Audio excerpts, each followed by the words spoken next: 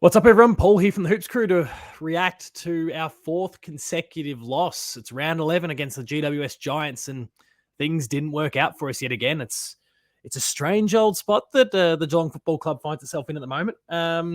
As our split screen here kind of highlights, we went down 11-8, 74 to GWS's 11-12, 78, and we absolutely dominated the final quarter and a half. Or the quarter and change thereabouts. I believe if I scroll down here, I'll get the worm that kind of sees the climb starting to begin from roughly the midpoint of the third term. We even poked our nose in front, and if it wasn't for bloody Toby Green, who's done this to us a few times now, we might be sitting pretty. And to his great credit, Leaker Lee, who was absolutely sensational in the final throws of the game. Holding us off. Look, if we kind of cut the crap for a little while and kind of be really serious about what happened today, Geelong lost this because we had another lapse. We let a team get on a run. And honestly, the scoreline here, the worm kind of doesn't really do it justice. We should have been behind early in the game as well. It was only GWS's inaccuracy that meant that early on we were kind of in the game. There was a point there where I think it was about 22 shots to 10 or thereabouts before we finally got a bit of a run on. We had a pretty dirty day, and I think a lot of the questions at this point need to be directed at the midfield in terms of what is it that you guys want to achieve. The conversation around the coaching might need to look at who these personnel are that are actually lining up in the midfield, because we're not getting the job done. We're not getting our hands on the ball. We're getting blown open at clearances most of the time. Now, again, I suspect if I go check the team stats here and search for clearances, it kind of leveled up a fair bit towards the end. I don't think I can get the quarter by quarter breakdown, but we blew them away in the final term. It was like, I think there was like 20 to very little. In the final term, we completely blew them away in that final quarter of the game, but the damage was done. The problem is at the moment that we're not getting our first hands on it, and that's regardless of whether Toby Conway or Reece Stanley get the tap. We're not getting possession. We're getting they're just running away from us week in, week out at the moment. It's a real issue. 7 to 16 center clearances for the match, and of course, probably a few of those center clearances that we got came in that final quarter. We can get hands on the ball, in stoppages, but we're getting cut to bits in that initial center bounce, and it's a real problem. And it's not lost on me that things started to turn when the likes of Tom Atkins get in the middle, because he's just a warrior. He gets in the middle and he throws his weight around and he gets the job done. He's had, today's personal numbers were above his season average. He still didn't, light it up. He got 20 disposals, but a lot of those came in the second half when he got thrown. It feels like he got thrown onto the ball more there. We're just not competing in the middle. And I don't mean a lack of competitiveness, but we're just not competitive in the midfield at the moment. And it's becoming a real issue. It's leaving our defenders, who are brilliant defenders. Like, the core of that defensive unit is the same defensive unit that brought us a 2022 flag, but they are just under siege, because the midfield can't stop the momentum of the opposition midfield at the moment. We saw it with Gold Coast. We saw it with GWS today. We've seen it before with Port Adelaide. We're in a bad spot when it comes to the midfield at the moment. And I do question, why are we not giving the likes of Mitch Hardy a go, who is absolutely dominating in the VFL? Now, I'm not saying that Mitch comes in and starts getting 30 disposals and dominates the clearance stat and kind of changes things. That's a huge ask for someone who, whenever he comes in, is making his debut. But I feel like it's time to start exploring things a little bit. Our ruck situation, Toby Conway, and I'll see if I can track his numbers, again, really threw himself at the game. He did you cannot question his effort at all. Where is he in here? 13 disposals, negative 27 meters, but it's a lot of backwards handballing for Toby, so that's no big deal. 17 hit-outs. Now, I would be interested to kind of compare that to, let's get both, Kieran Briggs, who, absolutely dominated him today. You can't question his effort, but he was outgunned. And he doesn't have the big the body mass yet to leverage his height advantage in a way that's going to benefit the team. He's getting there though, and again, can't question his effort. I think Toby is still the ruckman that we're going to have for at least the next 10 years, and he's going to do an amazing job, but he still needs time. We're just all at sea at the moment when it comes to the midfield clearance stats specifically, and it did us in. So what do we do about it? Yeah, look, I think we need to start thinking really hard about who's actually lining up in the midfield.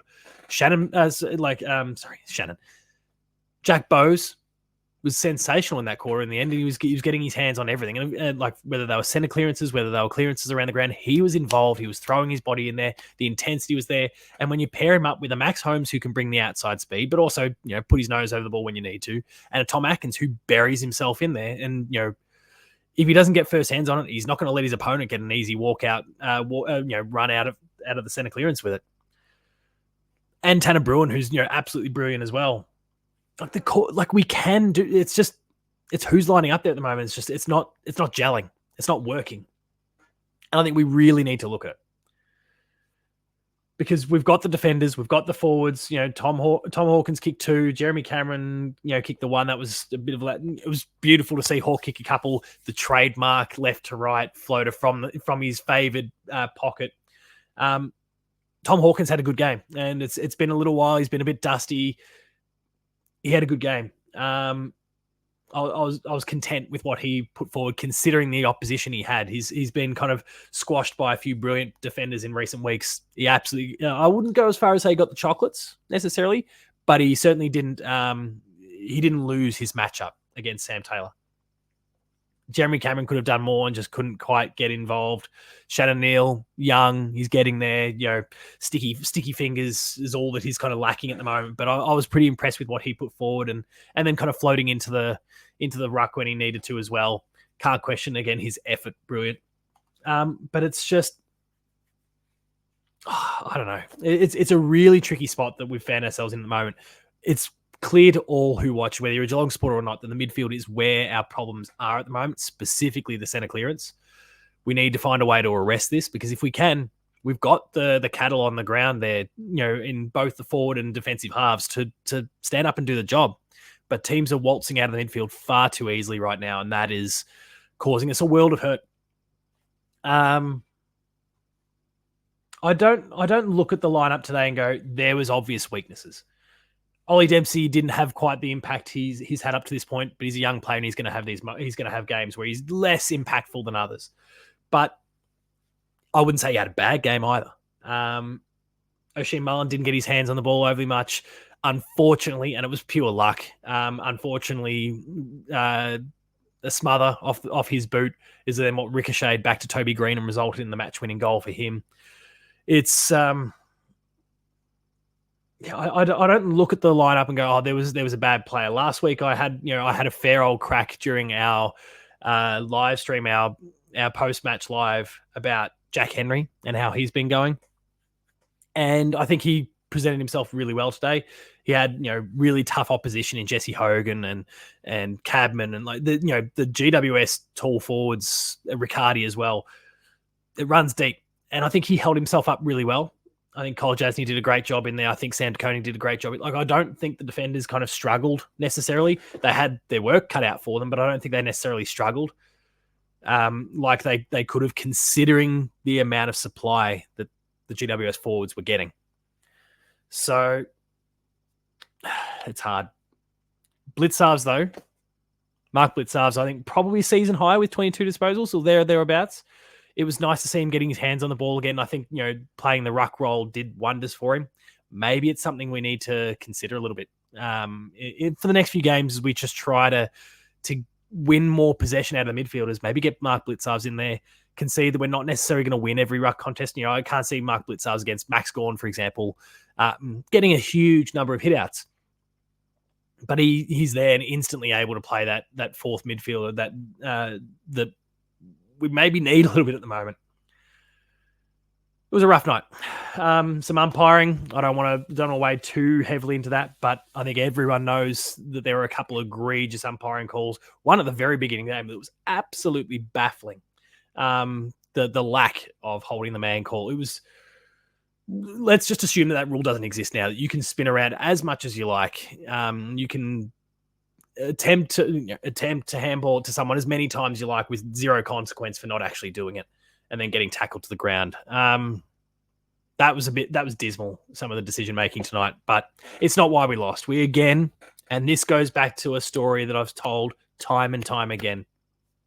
What happened tonight was that Geelong once again gave up a great opportunity early in the game and then went on that admirable, honourable charge to try and salvage the match. And they nearly did again. But it's that story that we've heard time and time again, going back to the late 2010s. I think 2016, 17, 18, 19. This was a norm where we'd give far too much away and then we'd try and come storming back into the game and then wouldn't quite do it against some of the best teams. And GWS fit that bill. They are one of the best teams.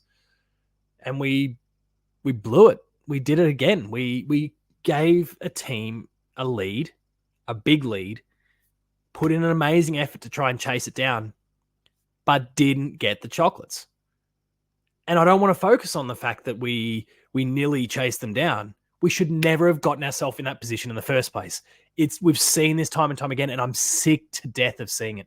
Now, I know that we've got a much younger group, and there's going to be times where they drift in and out and momentum swings, and then finding what's required to arrest the momentum back. But despite the 2022 success, the pain of these matches where we'd give a team a head start and then try and surge back into it and get an honorable loss is still there. It still feels raw, and we're starting to see it again. It's frustrating. What I think we're seeing now, after 7 wins at the beginning of the year, is a Geelong team who is performing more like what we perhaps expected going into the season. Now, I say that as someone who thought that we'd kind of finish top 4, and I think we're still a sneaky chance for that. We just need to kind of course correct a few things at the moment. But I think we're performing more like the bottom half of the 8 team that I think a lot of people had tipped Geelong for this season, where we're giving it a crack against some really good teams, but we're just a little bit outclassed in specifically one key area of the ground that we won't be in a couple of years because we can see the development in the right kinds of players. But we're being outclassed in that space at the moment. It's coming back to bite us, and I think I'd said on one of our shows going into this block of 6 games that I would be happy if we kind of came away 3-3 from the matchups against Melbourne, Carlton. Was it Melbourne, Carlton, Gold Coast, GWS, Richmond? I've missed again. Port Adelaide. Well, maybe I can't remember where it started because Sydney should also be a part of that thinking. Whatever it was. Anyway, and I would have been happy if we were 3-3. We're now 1-4, 1-4 from that block of 5 that we've played so far, with Richmond surely being a win. You hope, surely being a win to kind of arrest the momentum a little bit. We haven't seen a Cats team go 5 losses straight in Swamp. I need you. It's been a long time. And I don't think we're going to find ourselves on a run of 5 consecutive losses off the back of next week. But Richmond's going to come into it thinking they've got a sniff because we don't have our tails up. We're a bit tails between the legs at the moment. There's core elements of our game that are working. There's one big area that's not, and we need to fix that as quickly as possible. Cats fans, let me know in the comments what you think.